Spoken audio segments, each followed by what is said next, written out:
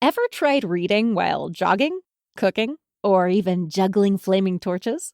Yeah, it doesn't end well.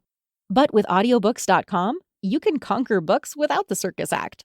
Dive into over 450,000 titles, including more than 10,000 free ones. Get hooked on a bestseller, find your next obsession, or finally read that classic you've been avoiding since high school. And here's the inside scoop. Sign up today for a free 30-day trial and snag your first 3 audiobooks on the house. Sign up for your free trial at audiobooks.com/podcastfree today. That's audiobooks.com/podcastfree. You're listening to The Drag. On a spring night in 1946, Virgil Starks sat in his recliner and flipped through the latest issue of the Texarkana Gazette. It was May 3rd. In the past 3 months, 4 young people had been murdered and 2 others were attacked. Virgil read through the headlines. Virgil Starks had a hard day's work, and he was resting his back and reading the paper. That's Dr. James Presley, author of the best-selling Phantom Killer book. Virgil and his wife Katie Starks lived in a house about 20 minutes away from Texarkana, in the small farming community of Homan, Arkansas. The couple was in their late 30s. The 2 of them had been married for 14 years. Together, they thought of their modest farmhouse as a safe haven.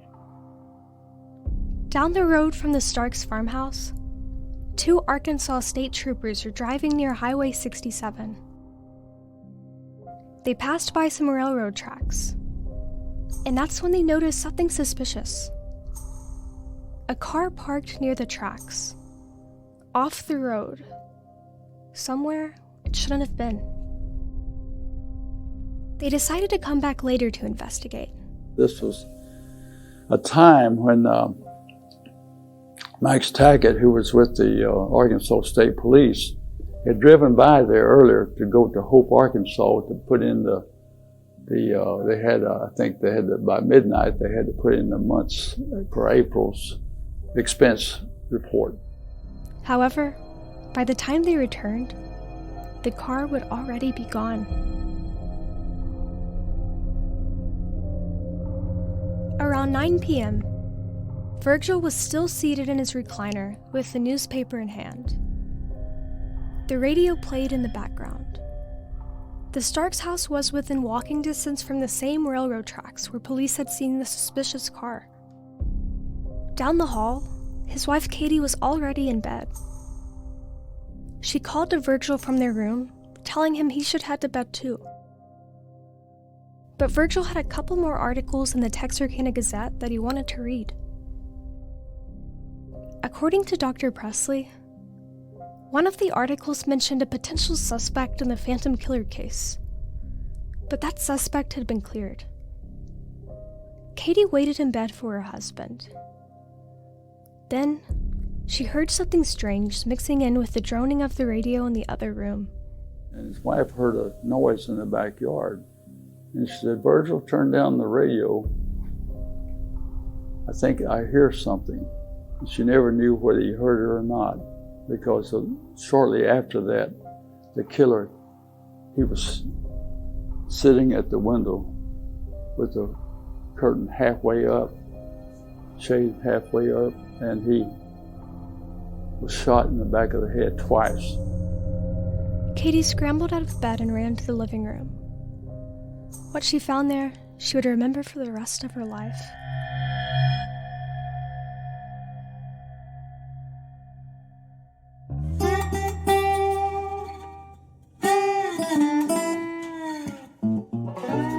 I'm Peyton Sims, and you're listening to Season 2 of Devilish Deeds.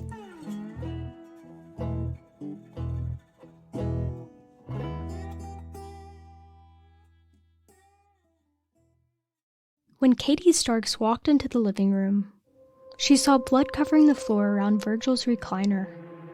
Her husband's body slumped over in the chair. The newspaper he'd been holding had fallen to the ground, splattered with his own blood. Katie panicked. She ran to the nearby wall phone to call for help. But outside in the darkness, the gunman watched her every move. When he saw her pick up the phone, he wasted no time lining her up in the sight of his gun. Then, he pulled the trigger. But she never got to make her call because then he shot twice, 2 shots again. And he hit her on the head. The bullet traveled through the side of Katie's face. Her teeth shattered from the impact. She fell to the ground, blood pouring from her mouth. She immediately dropped to the floor and had the presence of mind to stay on the floor outside of his vision. And then she started crawling first to another room. She thought there was a pistol she could get, but she couldn't find it. Then she heard the killer trying to enter the house. She finally, as she heard him breaking in the back, she threw caution to the wind and rushed out the house and through the front door, across the highway, and to neighbors across the highway there. Dark red blood soaked through Katie's white nightgown. So much blood poured from the wounds on her face that it was hard for her to keep her eyes open as she ran through the darkness. Katie knocked on her neighbor's door, but no one answered. She kept running, leaving a bloody trail of footprints wherever she stepped. She pounded on the door of the next closest house until someone answered. The man who owned the house turned on the porch light, revealing Katie Starks and her injuries. He grabbed his rifle and fired it into the air from his porch. After hearing the sound, neighbors began to trickle out of their houses to help Katie. Katie was losing blood quickly. Her nightgown was soaked. While a neighbor rushed Katie to the hospital, the killer fled before anyone else arrived. The 2 state troopers who were on patrol near the Starks farm received a call to investigate a murder. They immediately headed to the scene. That's when they remembered the parked car from earlier. Remember, they had to get back to the police station to finish some expense reports. But didn't have time. They had to get up there and get the report, and they're going to inspect the car on the way back. When they came back, it was gone. So apparently that was the killer's car. More police rushed to the scene. Because officers came from both Texas and Arkansas, there were twice as many officers at the crime scene. They didn't tape off the area, so people who heard the commotion from the highway were already making their way to the farmhouse, curious as to what happened. Meanwhile, Katie Starks was on the way to the hospital. In one of her blood-soaked hands, she clutched tightly to a tooth that the gunshot to her face had dislodged. It had a gold cap on it, so she knew it had some value to it, and she didn't want to lose it. Once Katie was in stable condition, they asked her to describe her attacker, but she couldn't.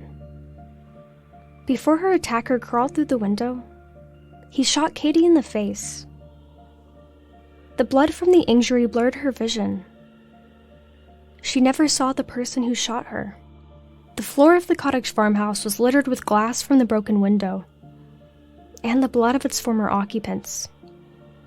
According to FBI documents, officers gathered all the evidence they could.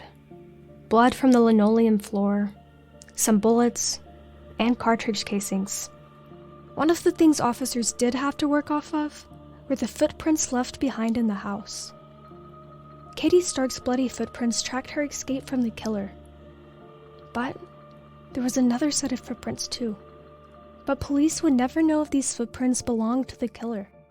Dr. Presley told me that law enforcement from all of the surrounding areas flooded into the Starks' living room. And then, but then they were learned to try to maintain the crime scene. But then on the Starks case, other lawmen from other jurisdictions came in. Everybody came in, swarmed in, and they're curious.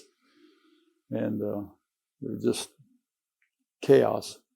That's one thing. But if they could have maintained They probably would have picked up something, but they probably could have, in the Starks case, would have had some assurance that the footprint belonged if they'd been able to do that, but they didn't. Once again, law enforcement dealt with a crime scene contaminated by the public and other officers. Well, one thing that could be done better, the crime scenes were not maintained. Even by the time the Starks case came, Tillman Johnson told me that there were some bloody footprints found. He said he was never sure in his own mind. Most believed that was the killer's footprints. He said, I was never convinced that was, because people came in and we just tried to keep people out, but other officers came in. They just had to go in and look it over and participate, and said that there was no way they could maintain it. So, even the footprints weren't good evidence. But somehow, in the middle of all of the hustle and bustle of law enforcement and onlookers, someone found something. The killer had dropped an item in the grass, a small flashlight. It was mostly black, almost indistinguishable from the dark earth it lay in, except for the bright red end caps on both sides. It wasn't much, but other than some latent fingerprints and those footprints, it was all police had to go off of. So they started the difficult work of tracking down a notorious serial killer, with pretty much nothing but a flashlight. Law enforcement posted flyers of the flashlight found at the crime scene across town. They even printed it in local newspapers. The flashlight wasn't a common brand, so they thought there was a chance a local remembered seeing it. Officers even examined the batteries for fingerprints. But to everyone's disappointment, the flashlight poster and the batteries just led to more dead ends. Back by the train tracks where the car had been parked, more evidence laid scattered across the ground. And there were cigarette butts all around. You could tell this, they'd been smoking, waiting. Now, they could have had those cigarette butts, could analyze them for saliva DNA. That's one thing, you could tell who was there at that time. But those technologies were for the future, and they weren't even anticipated at that time. And I suppose that'd be one reason why a lot of evidence was not maintained. And it becomes a problem. The police also collected the bullets from the Starks house. They were pretty battered up, but I don't think they were unable to tell for sure at that time whether they came from a rifle or a pistol. But the problem is, the police didn't maintain any of this evidence. In fact, almost all of the evidence from the crime scenes of the murders is now gone. If that evidence, including the cigarettes, were still around, they could potentially be tested for DNA. We've seen this happen in some of the most notorious murder cases. Hundreds of cold cases have been solved in the last few decades thanks to advancements in DNA and genealogy. There's no way to know if the DNA from the Starks attack still would have been viable for testing today, but it's frustrating that we won't ever know. When Sheriff Tillman Johnson retired, he handed the evidence to the police chief of the Arkansas side of Texarkana. And after that, nobody knows what happened to it. Even James Presley isn't sure. I talked with Tillman about this book very often, as late as 2 or 3 o'clock in the morning. He was one of 2 persons on the planet I could call at 3 o'clock in the morning and not make him mad, because he was very interested in the case, and he stayed up late despite his age. He died at 97, clear-minded, and he doesn't know what happened to it. It may have ended up in the file someone. People go, oh, we don't need this anymore, You know how that goes. But I don't know what happened. And certainly they didn't anticipate there'd be a technology like DNA. Today, some people don't think the Starks case is related to the other Phantom Killer murders at all. Instead of a dirt road, this attack happened in a private home. And the couple was married and in their late 30s. Not people in their young 20s or teenage years. The Starks attack did, however, happen a month after the murder of Betty Jo Booker and Paul Martin. So technically, it fell into the timeline of the Phantom Killer's monthly attacks. High school forensics teacher Kelly Rowland told me about her memories of the Starks case when we talked about her mother's friendship with Betty Jo Booker. Kelly said that the attack on the Starks seemed too different to be related to the other killings. Just did not seem to fit. There were some differences. You know, they were a married couple in their home. They weren't kind of in a out lover's lane situation. They were older. And the whole thing, I think, just got lumped in, feeding off of the trauma that it was going on around them. And I think somebody just got away with it because of that. She said that she heard the attack was related to an affair. So the story in the family was that her husband, when he went off, told a cousin to watch after Katie while he was gone, and that they had begun an affair, and that when her husband returned, that he wanted Katie to leave her husband, and she was not going to do that, and that led to the incidents. And so the information that she shared does point that direction, that this was a family incident. Kelly's not the only one that thinks the shooting was due to an affair rather than a randomized murder. Jeremy Kennington created the Phantom Killer Wikipedia page, as well as a Facebook forum about this case. We'll talk more about him in episode 5. When I talked to Jeremy, he told me another theory about the Starks case. But this theory stated that Virgil, not Katie, was the one having an affair. And it's in the FBI files that they claimed this suspect is the most likely suspect. And it was a guy named James Allen. And he apparently killed his wife. They haven't proven it, but it's very likely that he poisoned his wife. And he was away at war around that time. When he came back from war, he found out that his wife had apparently been with Virgil. And Virgil, the story goes, got her pregnant, and she had an abortion. And so James Allen apparently took care of his wife and then took care of Virgil. But this theory doesn't explain why Katie was also attacked. Now, I've always wondered, well, why did he also shoot Katie? And I think it's because she was trying to phone the police. I think he knew or thought that she saw him and knew who he was. And so he tried to take care of her that way. So those are just some of the interesting things that I found out. Dr. Presley told me over email that the theories about the affair are, quote, purely malicious rumors. He said he interviewed a close relative of the woman who had been accused of having an affair with Virgil Starks. She told Dr. Presley that it was purely a rumor. Dr. Presley's email said, quote, "But the rumors persisted and will probably keep on, because the enablers of the belief don't bother or care to check the records." Even though Dr. Presley doesn't believe in the affair rumor, he does believe that the Starks murder is related to the Phantom Killer. And he said law enforcement thought so too. But the lawmen believed that this was also the same guy, the Phantom, so-called Phantom, labeled by the Texarkana Gazette. Dr. Presley told me that Arkansas State Trooper Max Tackett strongly believed the Phantom Killer to be the one who attacked the Starks. Miller County Sheriff Tillman Johnson wasn't so sure. But then Dr. Presley pointed out to him that one of the suspects was likely in the area near the Starks house on the night of the attack. As I've already told you, this case is unsolved. I asked everyone I could about new leads, but there don't seem to be any. There are still some suspects, though. So for the rest of this episode, I'll be walking you through the theories behind two of the major suspects in this case. Let's start 3 hours from Texarkana, in a rural Arkansas community called Cleveland.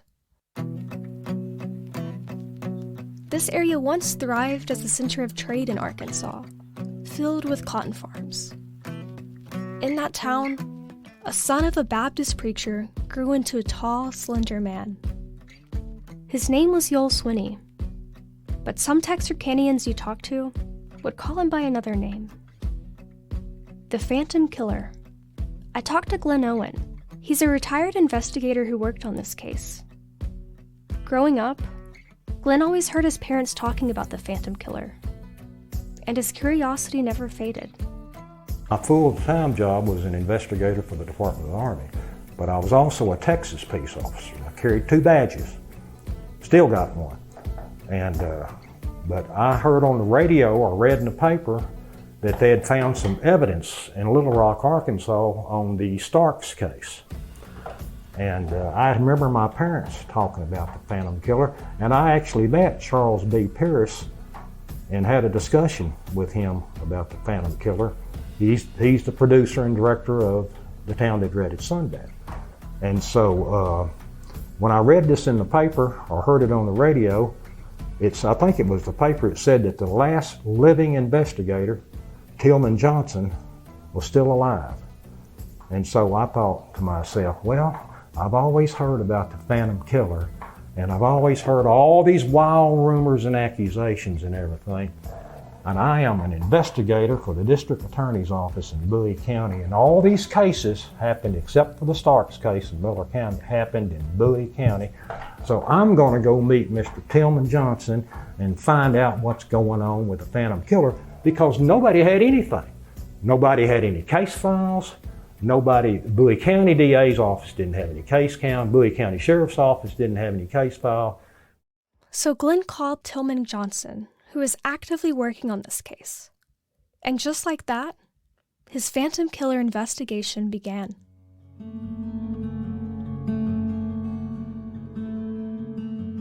Growing up, Swinney was a troubled child.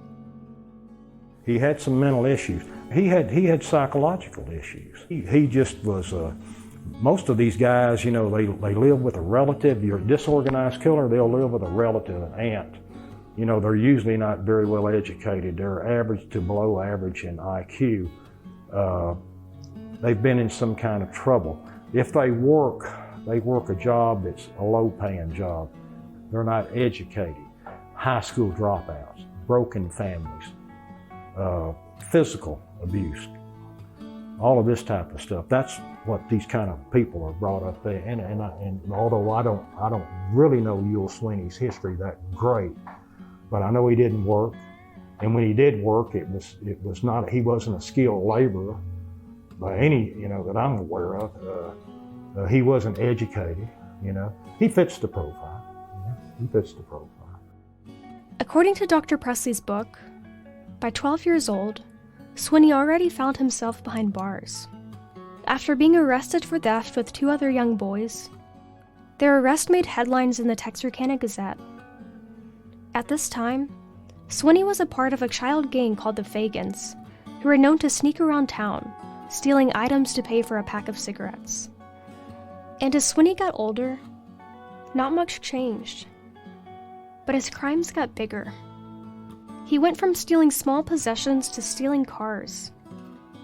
And on top of his criminal activity, Yoel Swinney got the word revenge tattooed on his arm. One of the main reasons that Yoel Swinney became a suspect was because Arkansas State Trooper Max Tackett noticed that every night there was a murder, there was a new report of a stolen car, and that led him straight to Swinney. And eventually, Swinney's life of crime led him to the woman who would be his wife. According to Dr. Presley, it was common in the 40s for men to agree to bail women out of jail in exchange for going on a date with them. It's a strange agreement, but it seemed like it worked, because that's how Swinney met Peggy Lois Stevens. Well, she was in jail, I don't know, I think maybe for public drunkenness or something, and Swinney came by the alley. The old Texas side jail was, you've got the Bi-State Justice Building now, and it's a whole different, the jail was there, but all of the officers are there, and the dispatcher and so forth. And the jail was right, you go up the steps and it was right there. I mean, everything was there in one place. And you could, in fact, be walking on the beach sometimes, would go down the alley, and the women said, "Hey, honey, come get me out." So there was just face to face. You'd see the people up there on the second floor. And so Sweeney apparently went down to get somebody else out of jail because he paid the fine, and then they left with him. That's, the simple way it was done then. And somehow he ended up with Peggy. This became a long relationship. Yoel and Peggy had a bit of a Bonnie and Clyde thing going on. Dr. Presley told me that when they ran off to Shreveport to get married, they were driving a stolen car, which they parked in a lot on the Arkansas side of Texarkana after they got back. Police got a tip about it, and they arrested Peggy when she came to pick up the car.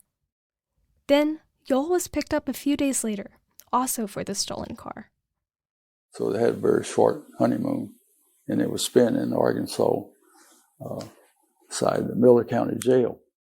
They got married on June 28th of 1946, only a month after the last known phantom killer attack. And one day, she said, "I'll give you a statement." Apparently, they didn't know it was just a simple car theft thing. They thought it had to do with maybe their other crimes. But Peggy's statement wasn't about car theft. She essentially said that Yoel committed the murders. And she knew because she was with him when he did it. Peggy would soon retract her statement. But here's Dr. Presley reading through it. Well, let's see, here's part of her statement. It said, Sweeney, this is her third statement. Sweeney had the gun in his right hand, and I was standing on his left side. Sweeney told the couple to get out of the car. The boy in the car asked us what we wanted and who are you to tell me to get out of the car. Sweeney told him to get out of the car, he would show him who he was. The boy got out of the car on our side, and the girl got out on the side away from us and walked around the front of the car to where I was standing. Sweeney told me to search the couple. I did not search them and told Sweeney I was not going to. Sweeney told the couple that if they did not hand over everything they had, that he would kill them. The boy had his hands up and begging Sweeney not to kill them. The little girl was begging me to make Sweeney stop and not kill them. And then Sweeney got mad because they would not hand over their stuff and I would not search them. The little girl and I were standing near the front of the car. Sweeney was standing several feet from the side of the car and to my right. The little boy was standing in front of Sweeney about 4 to 5, 6 feet. Sweeney had the gun pointed at the boy. He shot him 2 times, and the boy fell to the ground. The little girl and I began to scream. I told Sweeney not to kill him. Sweeney told the boy that he ought to shoot him again. The boy did not say anything that I heard after the shots were fired, and he fell to the ground. As Dr. Presley pointed out to me in our interview, it's a pretty detailed statement, and the police found it really compelling. But there's one problem. This was the only evidence they had against Sweeney, and the only person who could share their story was his wife. And Texas has long observed spousal privilege, meaning Peggy could refuse to testify against Yoel simply because they were married, and she wouldn't face any legal repercussions. But the problem was, by the time that they had both the persons in custody, they had been married in Shreveport, and they could not force her to testify against her husband. If they caught him a day before, it would have been a different situation probably. But apparently Sweeney was aware of that too in the law. And so they still need other evidence. Sheriff Bill Presley continued to ask Peggy about the murders. She even gave 3 statements. each one more and more detailed. And when they were questioning her, he asked her, did Sweeney take anything off the little boy, Paul Martin? He said, well, he took something and threw it over in the brush there. And they were pretty close to the scene there, so she could point out where it was. And at that time, remember I can show it to the other officers, this is what I found where she said that was thrown out. She didn't know what it was, but it was a date book, what they used to call now a date book, a little black book, you know, it had usually the girlfriends and other numbers on it. So that was one evidence that tied him to the scene. And but still, you don't have the gun, which would be solid evidence. When Sheriff Presley picked up the date book from the scene of Paul Martin's murder, he didn't share that with the public. There's no way Peggy would have known about it unless she'd been there to see it herself. Officers struggled piecing together hard evidence against Joel Swinney, but a lot of circumstantial evidence began to align with the theory that Swinney was the killer. Swinney was a tall white man, which matched Jimmy Hollis's description from the first dirt road attack he was lucky to survive. There's one more piece of evidence that leads Dr. Presley to believe Swinney was the phantom killer. I mentioned earlier that he showed Sheriff Tillman Johnson documents proving that one of the suspects might have been in the area of the Starks house the night they were attacked. Here's the rest of the story.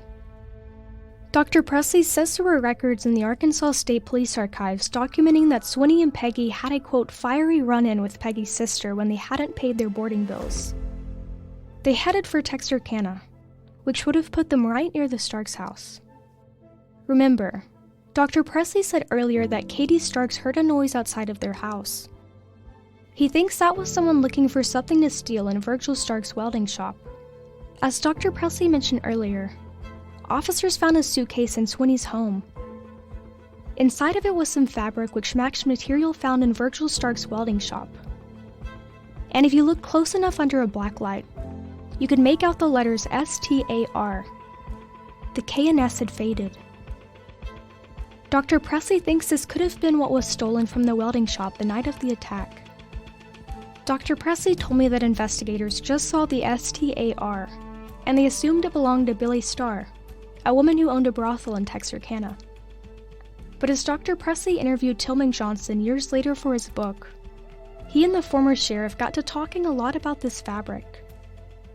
Like I mentioned earlier, Dr. Presley showed Johnson these documents from the Arkansas State Police Archives, which led Johnson to admit the fabric might have tied Swinney to this case.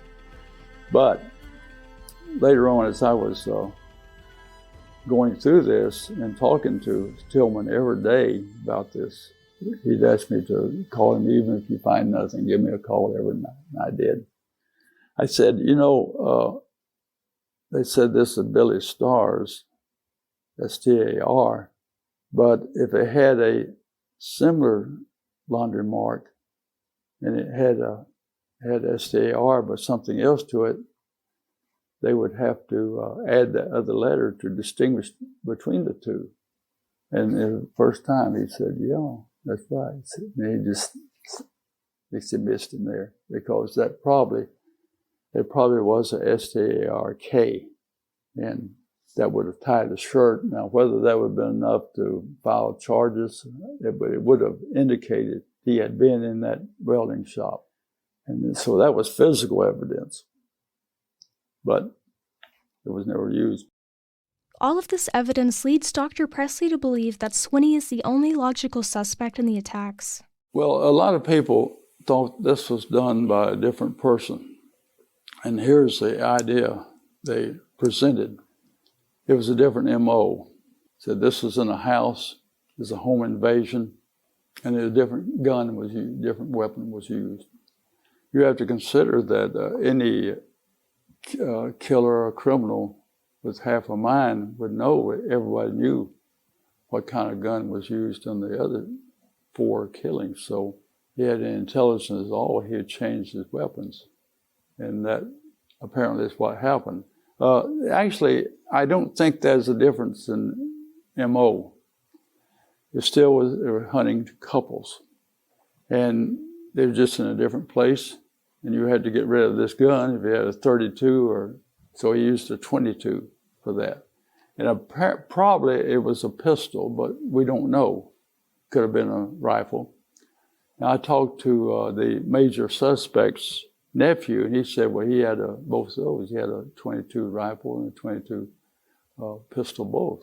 And we've established through archive work from the Arkansas State Police files that he did have a pistol, both a 32 and a 22.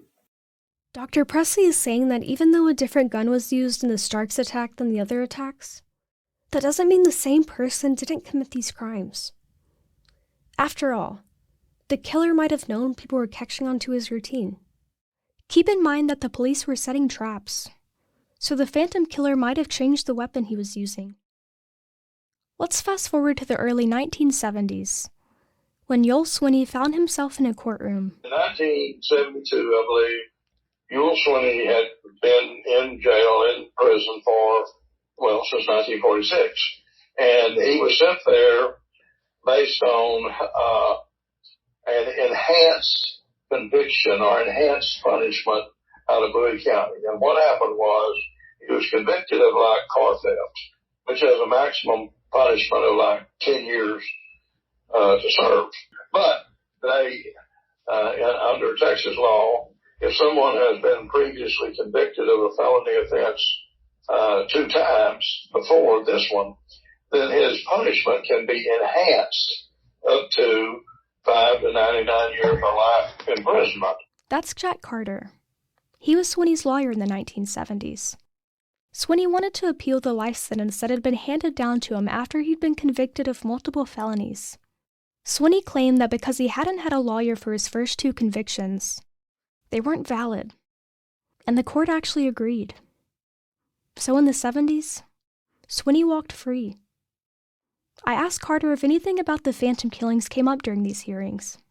It was a procedural issue only, really.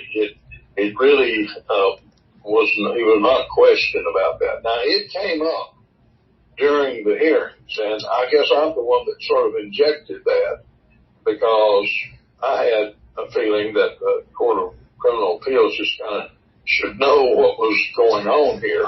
The sheriff and the district judges and the district attorney can make recommendations when somebody's up for parole.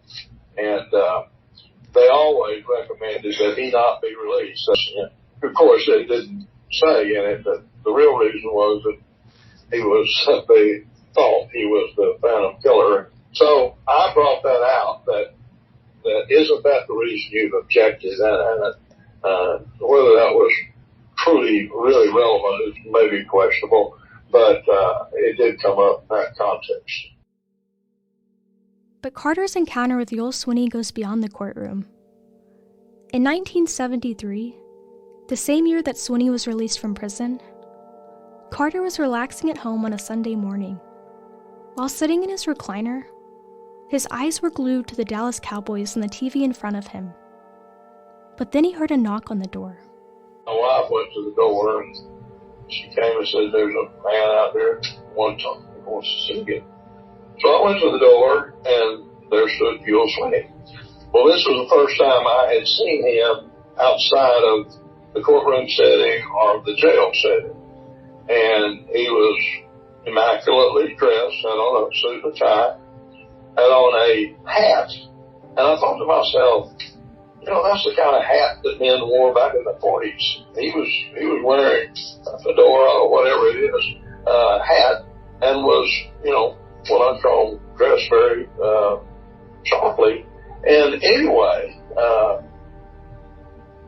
our conversation basically amounted to him saying that he appreciated my work, he appreciated my service, and thanking me for doing it and representing me. Swinney was the exact opposite of what Judge Carter would have expected. But he decided to stand outside and talk with him for a bit. We had a little chat out there on my front porch for about 15 or 20 minutes, and then he left. And That's the last time I ever saw Yule Swinney. But I went back in the house, and my wife asked me, who was that? I said, well, that was the Phantom Murderer. Based on all of the evidence that points to Swinney, it's hard to believe that police couldn't pursue the case against him in any real way. They didn't have a murder weapon, and they didn't have a fingerprint match to put Swinney at the scene. But police did have physical evidence that put him on the scene of the crimes, like the date book and the items from Starks' welding shop. So how could he not possibly be formally charged? I still can't wrap my head around it. But one reason might be because, before this evidence would point to Swinney, another person would claim to be the Phantom Killer. Before I go into this next section, I want you to know that it includes mention of suicide. Please take care if you decide to continue to listen.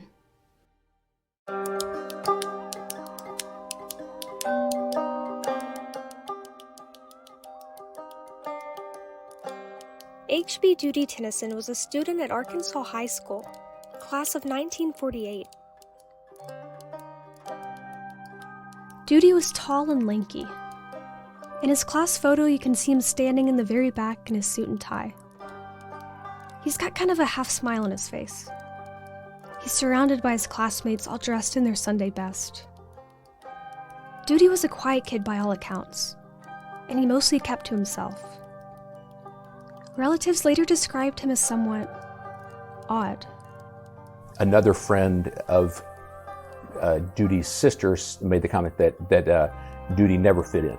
He was someone who just never fit in, that never seemed comfortable in a social situation. So he was very awkward, very introverted, and I think those are the strongest consensus statements that I've encountered. That's John Tennison. He's Doodie's first cousin once removed. He didn't know Doodie personally, but he's committed to learning as much as he can about his life. He says that Doodie had some problems with the other kids at school. His awkwardness didn't sit well with some of the other boys in his class.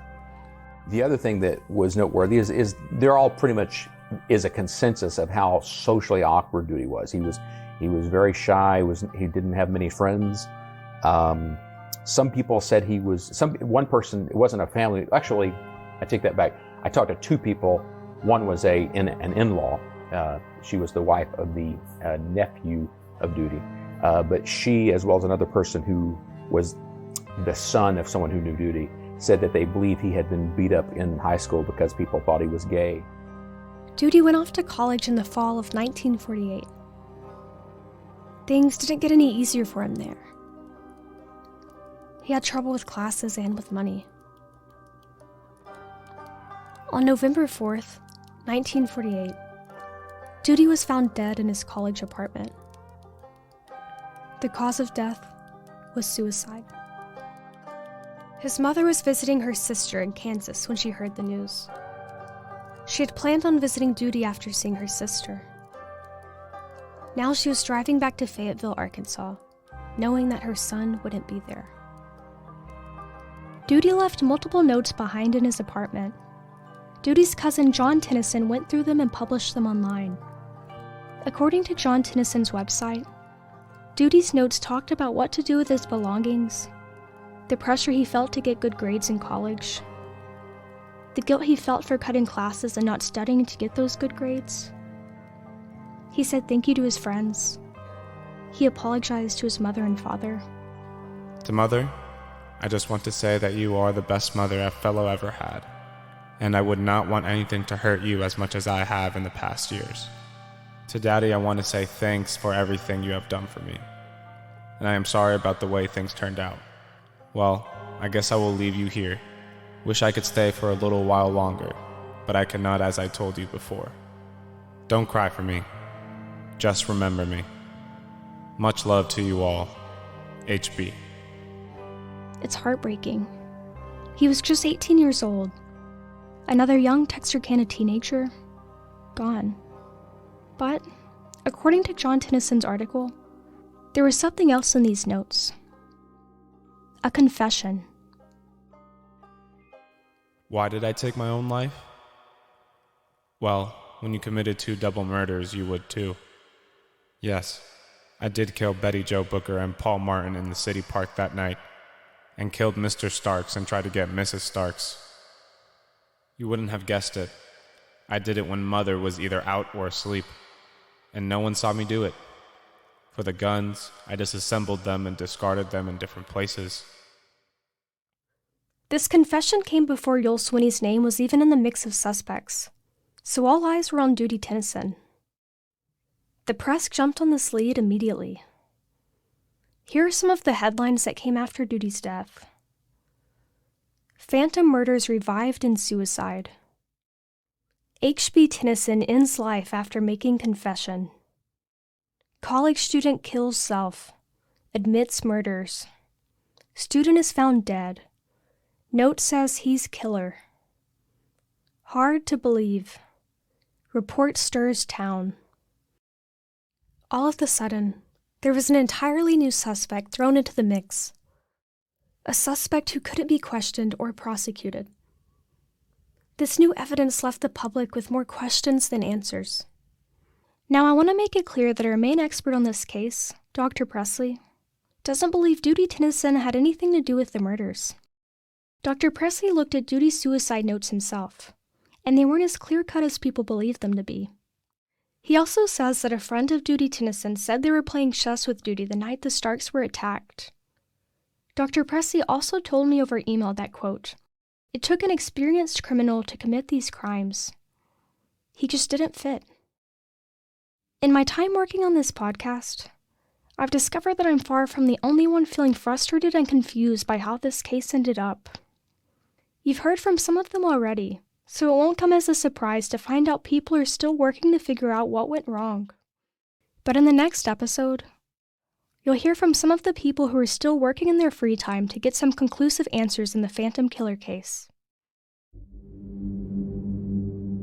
Next on Season 2 of Devilish Deeds.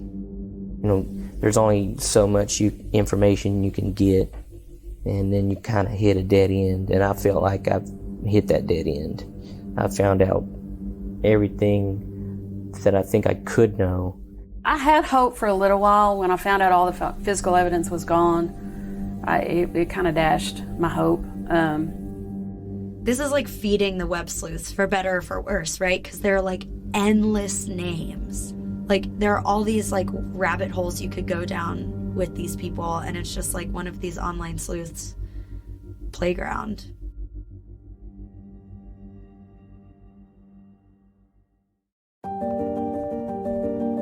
This season of Devilish Deeds was reported, produced, and hosted by me, Peyton Sims. The executive producer is Katie Pengshigautka. Katie also did the editing and sound design for this podcast, with editing assistance from Sewa Oliveras. The associate producers are Jade Emerson, Aurora Berry, and Liv Gamble. I'd also like to thank Dr. James Presley for allowing me to reference his best-selling book, The Phantom Killer, throughout this podcast. Because of his diligent research, all 5 episodes of this season were possible. I'd like to say a special thanks to my boyfriend Assad Malik, who you heard me mention in a couple episodes. He not only read over some of the first drafts of my scripts, but he also helped produce a promotional video. The Drag's marketing and communications manager is Sofia Vargas Karam. Alexa Georgelos designed the cover art, and I took the photo. The Drag is an audio production house within Texas Student Media at the Moody College of Communication at the University of Texas at Austin. Special thanks to Robert Quigley, Rachel Davis Mercy, and Gerald Johnson. The Drag is a non-profit educational program that gives students like me hands-on audio storytelling experience. If you want to support our work and help us create podcasts like this one, visit thedragaudio.com/donate.